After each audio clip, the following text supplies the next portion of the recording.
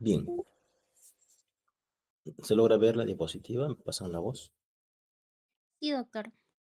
Ya, gracias.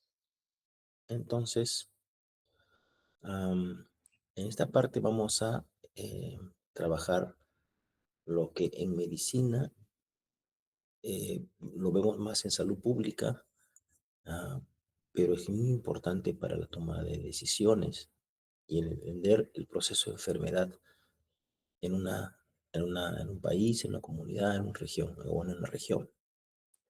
Es la demografía, ¿no? ¿Qué cosa es la demografía? Como nosotros trabajamos con personas, se ha creado esta, o apareció esta ciencia, ¿no? Esto estudia, que estudia la descripción de las poblaciones humanas, ¿ya? Poblaciones humanas porque hay poblaciones de bacterias, poblaciones de virus, poblaciones de animales, ¿no? Poblaciones son el conjunto de unidades de análisis, ¿se acuerdan? Bueno, la demografía es esa parte, ¿ah? Que estudia solamente el comportamiento humano y obviamente utiliza la estadística para medir el tamaño de una población, cómo está distribuida geográficamente, por quiénes está compuesta y algo muy importante, medir sus variaciones o características que van cambiando o que varían, ¿no? Variables que varían entre población, entre grupos humanos, etcétera. Y sobre todo, conocer las causas que provocan esas variaciones. Esa, este, esas variaciones, ¿no?, son las que más nos interesan y medir las causas de esas variaciones son parte, un gran parte de los trabajos de investigación de ciencias de la salud. Entonces, todos nuestros trabajos e investigaciones, generalmente la gran mayoría las hacemos en poblaciones humanas, en grupos humanos, en grupos de pacientes. Entonces, tenemos que entender cómo es que se comporta esa población para que nuestro trabajo de investigación sea exitoso. Si no conocemos las principales medidas que se utiliza la ciencia médica para medir el comportamiento poblacional, va a ser un poco difícil que nuestro trabajo de investigación puedan ser entendidos. ¿Ok?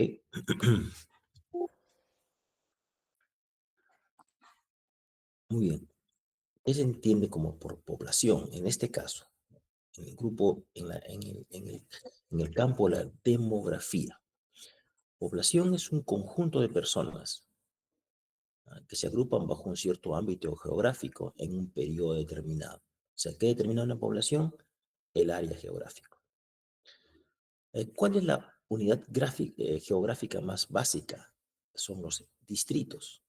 No son las juntas vecinales, todo eso. Eso nos ayudamos todos los días, pero con los distritos. Luego los distritos vienen las provincias, en nuestro país al menos, vienen después las regiones, los países, continentes, y ahí queda, ¿no?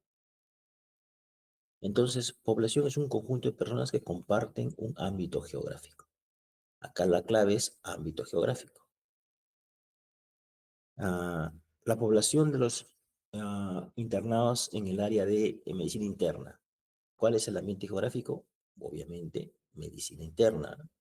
Cuarto piso, tercer piso del hospital. Ahí, la área de medicina interna. Siempre un conjunto poblacional está ligado a un área geográfica específica.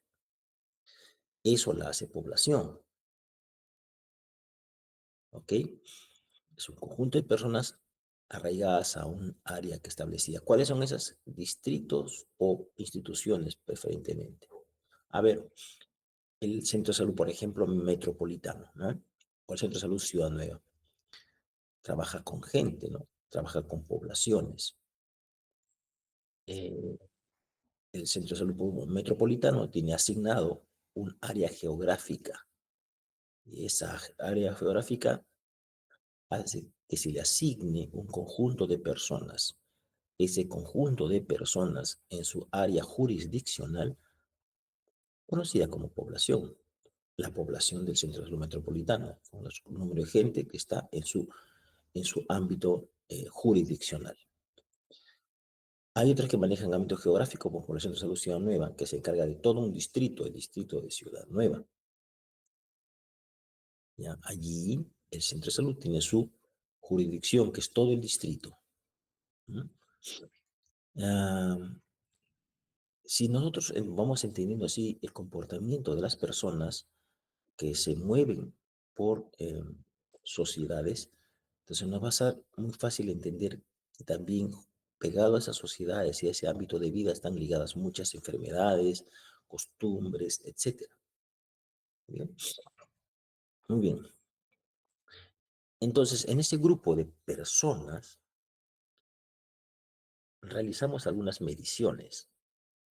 A ver, a esas mediciones se llaman estadísticas de población o también llamadas estadísticas demográficas, o sea, estadísticas de las características de una población. ¿Ok? Claro.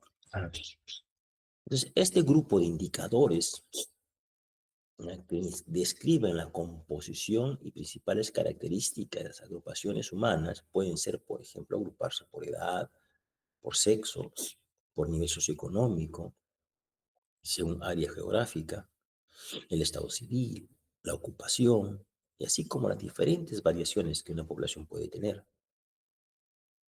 diferentes características que podemos medir en un grupo humano o que comparte un grupo humano.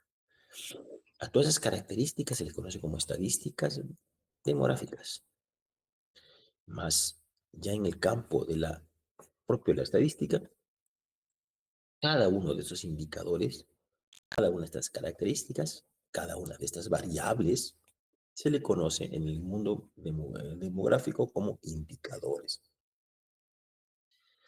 Entonces es un número, finalmente un indicador, que mide la importancia relativa de un hecho o suceso. Por ejemplo, el indicador edad según sexo, el indicador nivel socioeconómico, etcétera. Entonces, el conjunto de características de un grupo humano hace que conozcamos bien a una población. Nosotros los médicos tenemos que entender que para conocer un grupo humano tenemos que conocer todas estas características, ¿ok? Que ellos comparten. ¿Cuál es la utilidad? ¿Para qué sirven estas estadísticas de la población? Primero, nos va a ayudar a planificar el poco dinero que tenemos en el Perú. Bueno, ahora tenemos mucho dinero, pero lo que tengamos siempre va a ser poco para las necesidades de las diferentes poblaciones. Entonces, conocer la demografía nos permite planificar mejor nuestros programas de ayuda. Por ejemplo, calcular el número de habitantes que han de servirse de un programa, por ejemplo, un programa seguro integral de salud. ¿Ya? Eh, Nos va a permitir también calcular tasas, por ejemplo, natalidad, cuántos niños nacen, cuántos mueren, cuántos se enferman en la población. Gracias a esa estadística vamos a poder estimar qué servicios necesitan, agua, desagüe, luz, números, postas médicas, médicos, medicinas, etcétera. Gracias a estas estadísticas podemos estimar las necesidades de una población, todos los recursos que necesita. Sin la demografía y sus características, no podríamos saber qué está necesitando la comunidad. Entonces, la demografía nos ayuda a planificar programas, a planificar mejor la gestión sanitaria. Lo otro es, nos permite evaluar programas. Mucha gente, muchas personas, muchas autoridades, muchas instituciones invierten mucho dinero en generar estos programas, pero también las estadísticas, así como nos permite generar esos programas, nos permite también evaluarlas. Hay indicadores que, que vamos a usar para saber si el programa funcionó o no. También para evaluar el rendimiento y eficacia de los servicios prestados, ¿no? Cuán bien trabaja un hospital, un grupo de médicos, etcétera. Entonces, no solamente sirve para planificar, sino también para evaluar si lo estamos haciendo bien o mal.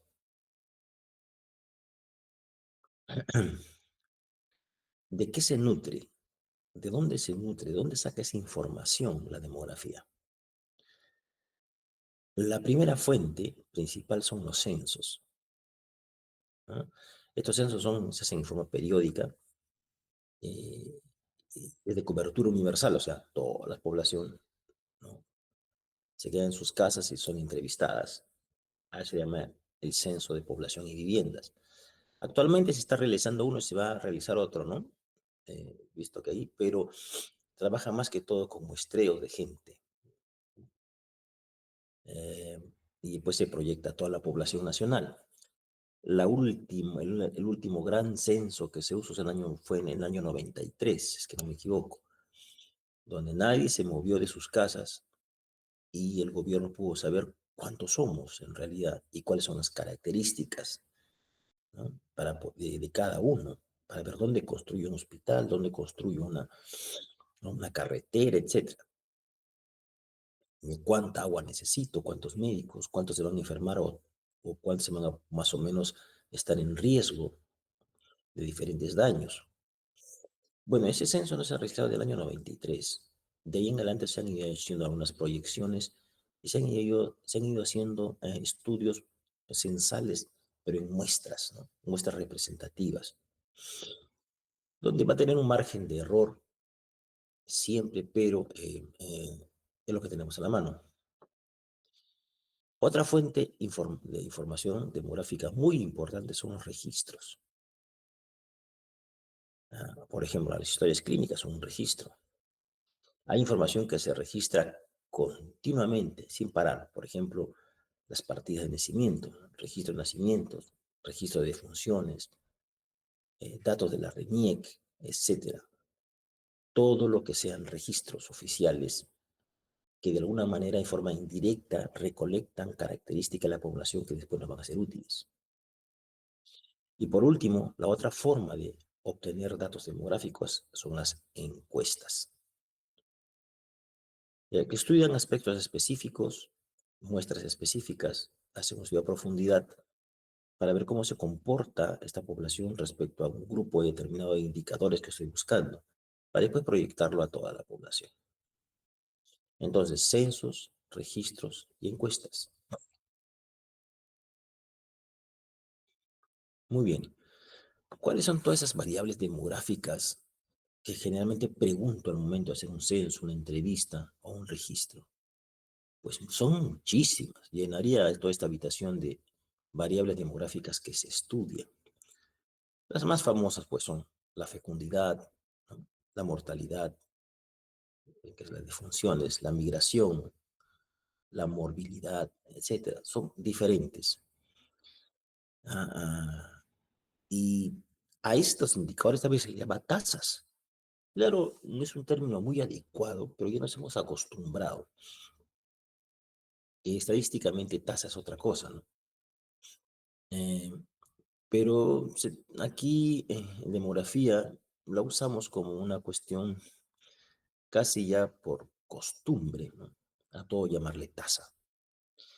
Lo que realmente queremos saber es frecuencia, ¿no? Frecuencia de nacimientos, o sea, cuántos han nacido, frecuencia de funciones, cuántos han fallecido, frecuencia de movimiento poblacional, cuántos se mueven para aquí o para allá. ¿Ya? Todos son frecuencias simples, ¿ya? Mal llamado tasas. ¿Ok?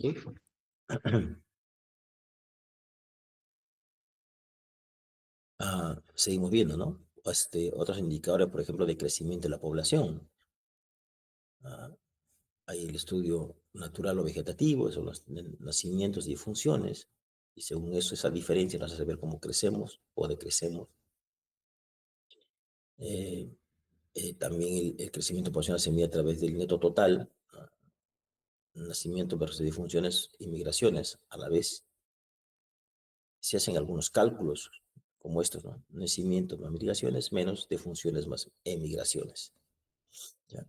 ¿Cuántos nacen y cuántos al nacer también, juntos esos que nacen, cuánta gente entra a esa región? Y así le restamos la sumatoria de cuántos mueren y cuántos se van. Entonces, generalmente nos queda el neto o total de crecimiento poblacional. Este estudio demográfico nos permite conocer el comportamiento real de una población, ¿ah? cuántos somos. Pero hay dos características que casi influyen en todo, ¿no? Es la edad y es el sexo. Influyen en la mortalidad, cuánta gente muere, influyen en la fecundidad, cuántos nacen, en las migraciones, en la actividad laboral, la actividad educacional, la actividad social, la actividad educativa, etcétera, etcétera, etcétera. Las variables de edad y sexo hacen que cuando hacemos demografía, solo demografía, todo lo comparemos, todas las características las comparemos según edad y según sexo. O sea, cómo está la mortalidad en mujeres, cómo está la mortalidad en hombres, cómo está la mortalidad en menores de 5 años, cómo está la mortalidad en mayores de 60. Y así, generalmente las variables de corte o las variables de comparativas generalmente son por edad o por sexo en demografía. Esto, por ejemplo, según el crecimiento poblacional, nos permite crear una pirámide, ¿no? La pirámide es un gráfico utilizado para presentar la distribución por edad y sexo de una población.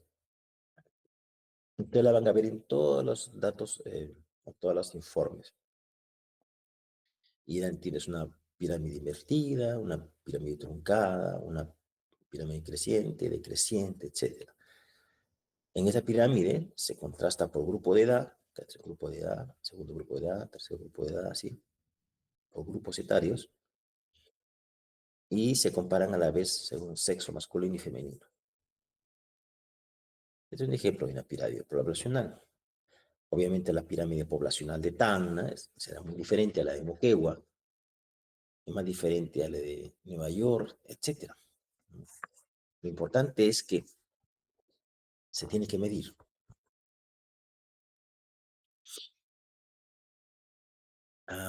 Esto crea las famosas tipos de pirámide poblacional, que según edad y sexo, el número de personas que hay según edad y según sexo. El tipo de pirámide es expansiva, constrictiva o casi estacionaria. A ver, ahí tenemos las tres. Toda población más o menos maneja cualquiera de esas partes, ¿no? Pirámide expansiva, ¿no? Hay una base ancha, de niños, de adolescentes, de jóvenes, y una base y una parte alta, poca, que son los de mayor edad, o sea, más nacen y pocos mueren, ¿no? Una constrictiva está concentrada la mayor parte de población en el medio, ¿no? Y una pirámide casi estacionaria es casi recta, muy similar la cantidad de gente que nace y de la que muere. Generalmente están en algunos países desarrollados, están así. Nosotros estamos en algunas regiones de esta manera y en otras de esta otra. Es por eso que se hace difícil gobernar el Perú, porque las características que tiene esta población con esta característica de sexo versus la población o región en nuestro país que tiene esta característica los hacen totalmente diferentes. Entonces la demografía nos ayuda a diferenciar las diferentes poblaciones. Y eso por eso que nuestro país es tan difícil de gobernar. Tenemos características demográficas poblacionales muy diferentes. Una distribución piramidal en Tacna es muy diferente a la que está ocurriendo en Lima o la que está ocurriendo en el norte del país o en la selva peruana. Independientemente de todas las características individuales como ah, idioma o como acceso a servicios médicos, etcétera, ya el mismo crecimiento poblacional de cuántos nacen y mueren es muy diferente. Ustedes van a ver familias como en Tacna, por ejemplo, no superan los 2 hijos, pero van a ver regiones de nuestro país que pues superan los 5 o 6 hijos. Eso hace que sus pirámides poblacionales sean diferentes. Imagínense lo difícil que es gobernar así, ¿no? Si todos fuéramos, todas las regiones fuéramos igualitas, qué fácil sería todo. Entonces la pirámide expansiva tiene una amplia base, ¿no? Gente joven, muy joven, es ligeramente alta, su crecimiento es rápido, tiene una alta natalidad, se nacen bastante gente, muere muy poca gente, ¿ya? Es baja esperanza de vida, ¿ok? Y es propia de países en desarrollo, en vías de desarrollo, poblaciones pobres, ¿no? La pirámide constrictiva es una base ni amplia ni estrecha, o sea, mediana, decrece rápidamente, pero a la vez también nacen a la misma altura. Hay casi una gradual, vamos a decir, una reducción controlada de la mortalidad. No es como en nuestro país que el control de la muerte no la tenemos, ¿no? En otros países sí, ¿no? Tienen muy bien programado cuánta gente, pues, si valga la palabra, ¿no? Va probablemente a fallecer.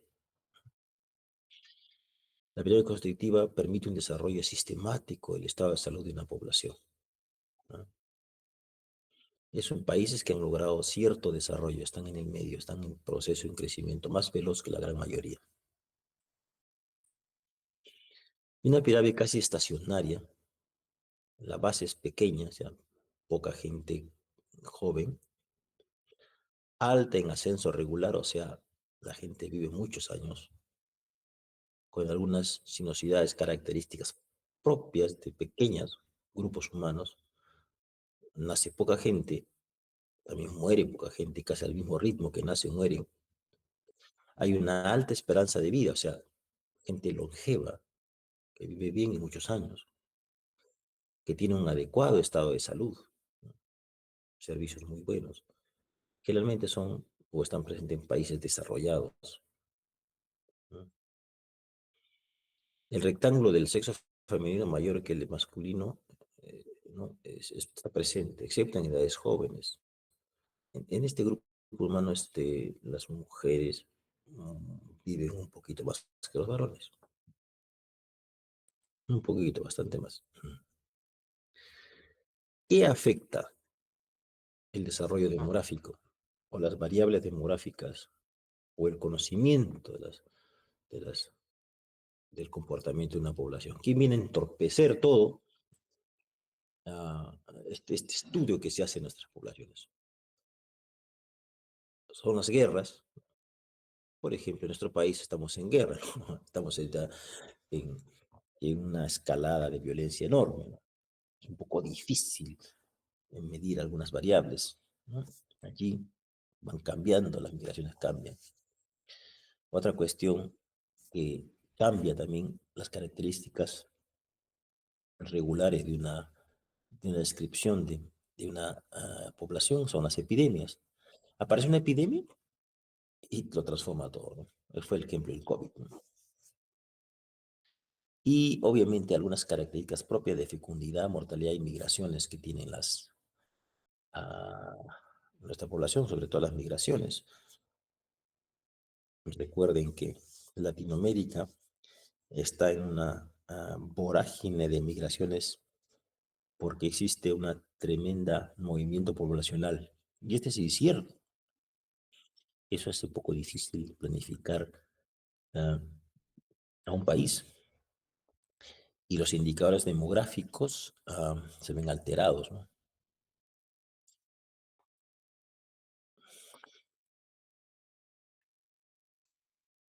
¿Cómo se clasifican las poblaciones según las Naciones Unidas? Hace años, a la población de 65 años a más se le llamaba adultos mayores, ¿no? Hoy en día es a partir de los 60 años a más. Ya se le considera como adulto mayor. Olvidemos los porcentajes, porque van variando, pero la población puede clasificarse en joven, intermedia o adulto joven. Hay los que están con envejecimiento incipiente, envejecimiento avanzado, grupo envejecido y grupo muy envejecido. ¿Ayuda un poco en esto de conocer en salud? No, está más Esto ligado a lo que es netamente la demografía que utilizan los economistas, ¿no?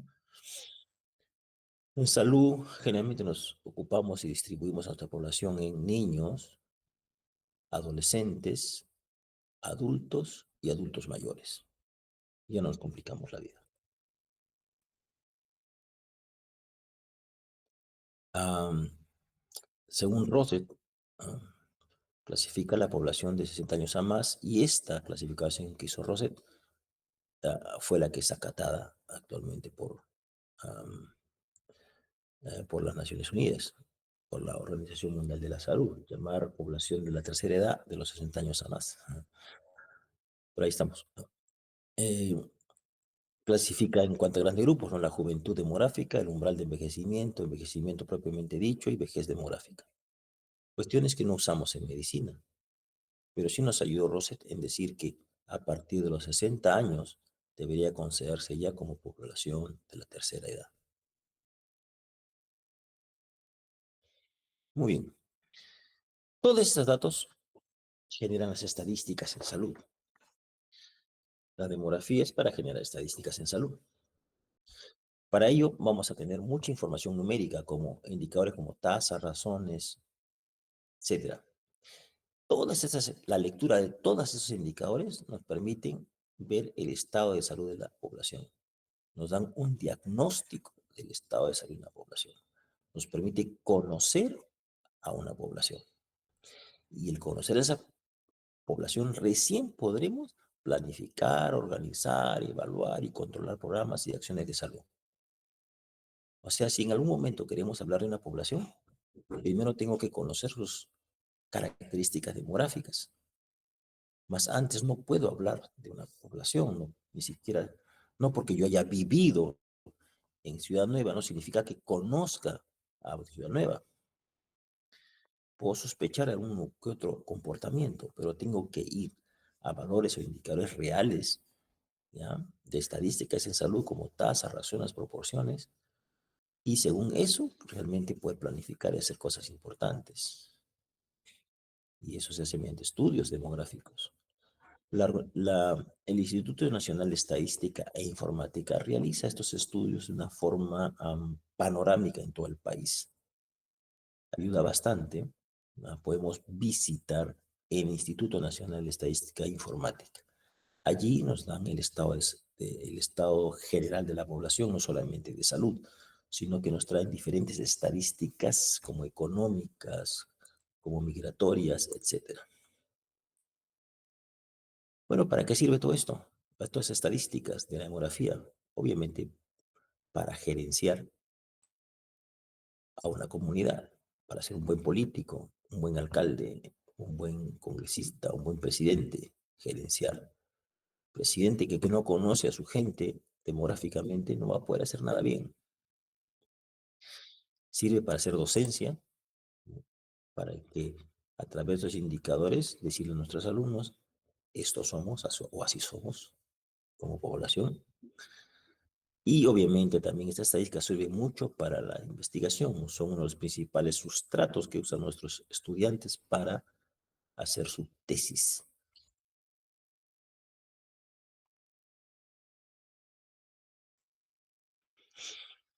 De todo el conjunto de estadísticas sanitarias o indicadores demográficos, podemos tener una listita con la que ven acá.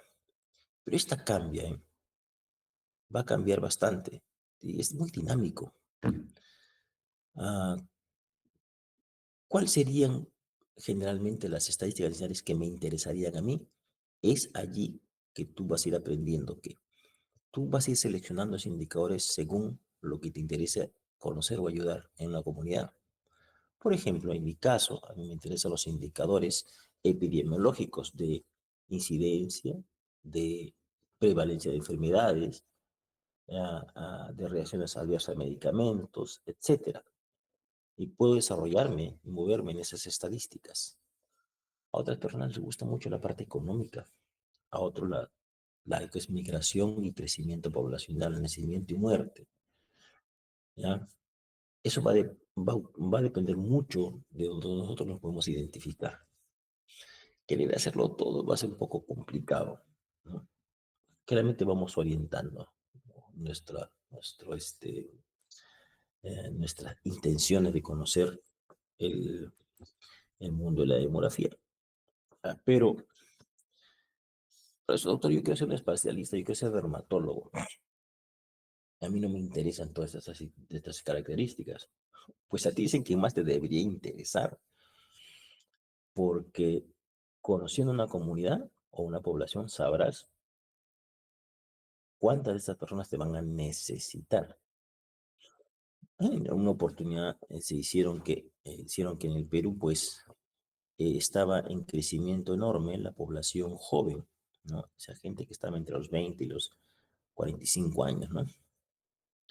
Entonces, como por esas cosas del destino, que venían también aunado con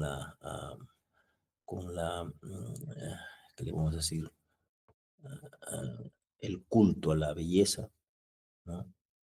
El culto al hedonismo y el culto al narcisismo, ah, hizo que pues la especialidad médica, por ejemplo, de eh, cirugía plástica, que nació primero para salvar vidas, se haya convertido en un negocio como para hacer crecer y generar personas basadas en su hedonismo, o viven solamente para verse bonitas o bonitos.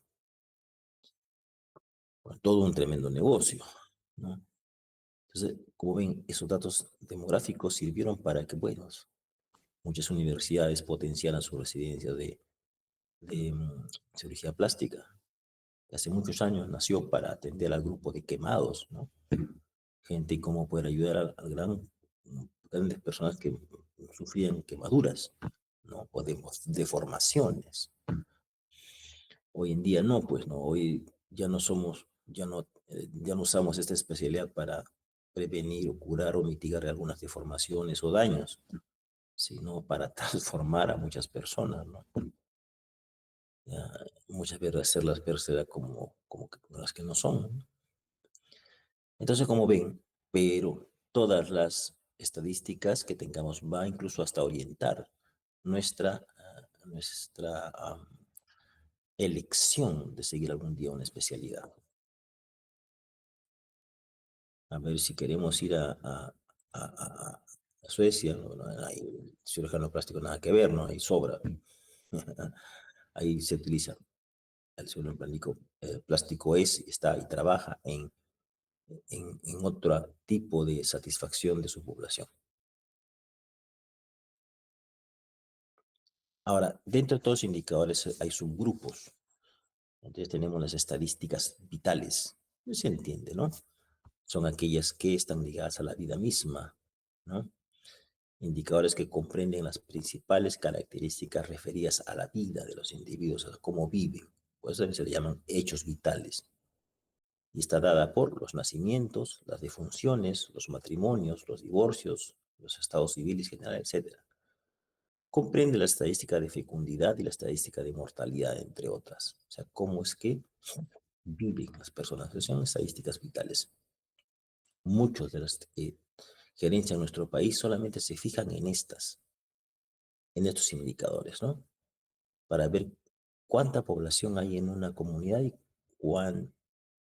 cómo ésta se compara a las otras, ¿no? Para, de una forma muy sencilla, priorizar los gastos o las inversiones. Pero como ven, no son los más importantes, ¿no? No son todos los más importantes, mejor dicho. Porque tenemos otros, como la estadística de fecundidad, que es, como son un poquito más engorrositas de detectar, pues a veces no las miramos bien para la toma de decisiones. Por ejemplo, estadística de fecundidad es un grupo de indicadores relacionados con los nacimientos en la población dada, ¿no? Y ahí tienen un ejemplo, ¿no? Número de nacidos vivos sobre la población total, a eso se le llama tasa general de natalidad. Ni número de nacidos vivos, igual que el anterior, pero ya no en la población total, sino en mujeres de 15 a 49 años, o sea, los que están en edad fértil, la posibilidad de tener un hijo, eso se llama tasa general de fecundidad. Entonces, la tasa general de natalidad y fecundidad son diferentes. Mientras una se hace en población total, la segunda se hace en mujeres en edad fértil. Tenemos dos indicadores muy usados, la general de natalidad y la tasa general de fecundidad. Y así como unos ejemplos, ¿no? Las estadísticas de mortalidad son grupos de indicadores relacionados con el riesgo de morir, la que se mide el riesgo en la población dada. Son dos, ¿no? La tasa general de mortalidad y la tasa de mortalidad infantil. La tasa de mortalidad general es el número de funciones, o sea, cuánta gente muere sobre la población total multiplicada por 1000. En cambio, la tasa de mortalidad infantil es el número de fallecidos menores de un año sobre el total de gente que nace, sobre el total de niños que nacen, cuántos se mueren antes de cumplir el primer año. A eso se le llama tasa de mortalidad infantil. Dos indicadores muy importantes que miden mortalidad, entre los muchos que se pueden generar. Muy bien. Acá un ejemplito que se hizo en una oportunidad de una breve reseña histórica de la estadística de salud en Cuba y el mundo. Un autor propuso en Cuba, porque eran unos países pequeñitos, ¿ah? En los cuales todas estas estadísticas se podían medir fácilmente, porque tú podías trasladarte de un lado de la isla de Cuba al otro lado de forma muy rápida. Era una población bien concentradita que se podían medir todos estos estudios. Entonces estos cubanos agarraron e hicieron unos textos de, de medición del control demográfico de la población. Entonces se lucieron mucho las estadísticas y hemos aprendido mucho los cubanos basados en esos estudios. ¿Por qué? Porque ellos podían hacer estudios porque tener una población bastante cautiva en un lugar, ¿no? Entonces pueden hacer múltiples propuestas, porque la población de un lado de la isla era muy similar a la población del otro lado de la isla, ¿no? Sin que sean muchas las diferencias. Cuestión que no se podía hacer en el país, en nuestro Perú, ¿no? Porque somos regiones muy diferentes, con características muy diferentes, costumbres muy diferentes. De ahí teníamos un ejemplo, ¿no? De donde nacieron algunos indicadores básicos. Muy bien.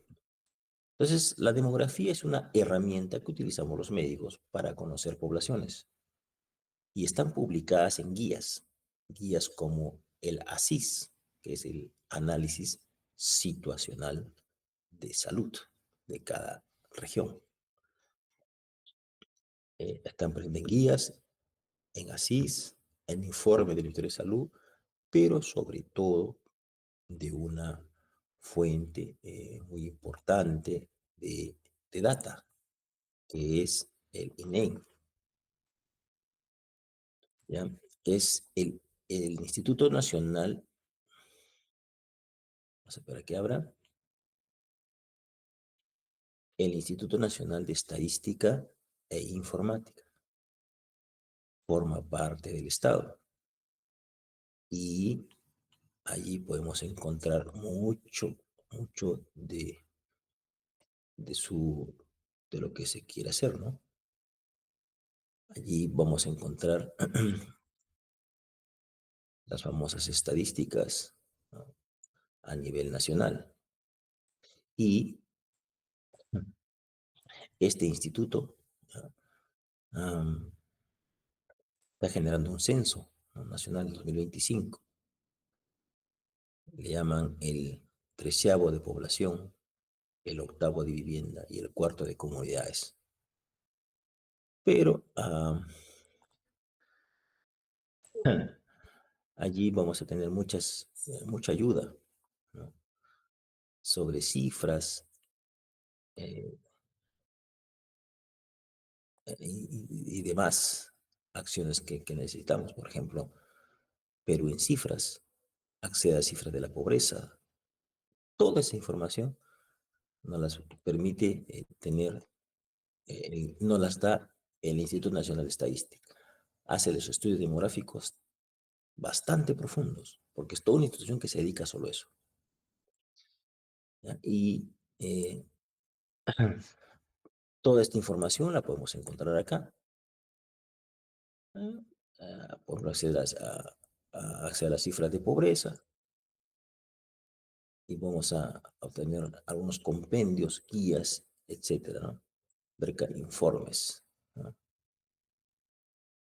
Y así, múltiples indicadores. ¿Cómo van a ser indicadores, indicadores, indicadores de,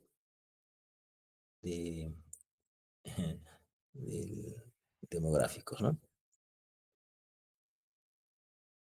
Y, por ejemplo, aquí el documento es el mapa de pobreza distrital del 2018, pero desde ahí no se ha hecho otro.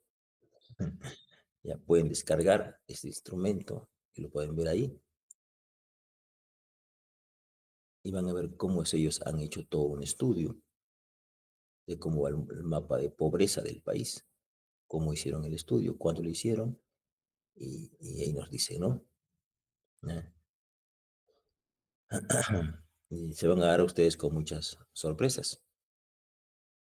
Notamos acá, mira, lo que es el mapa de pobreza. No estamos tan mal.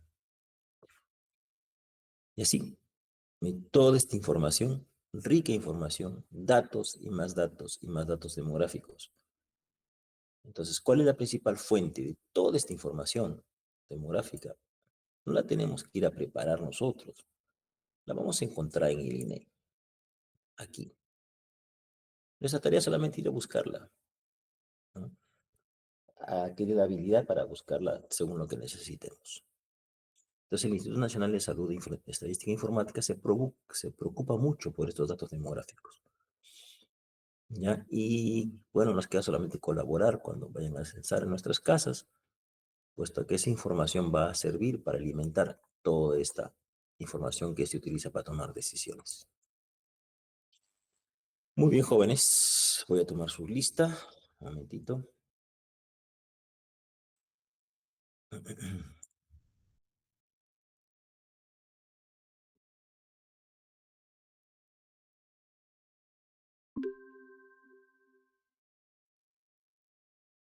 Vamos a grabar.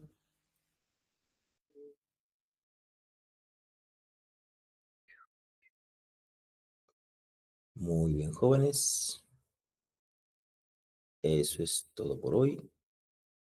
Nos estamos viendo la próxima clase. Chao, cuídense, buenas noches.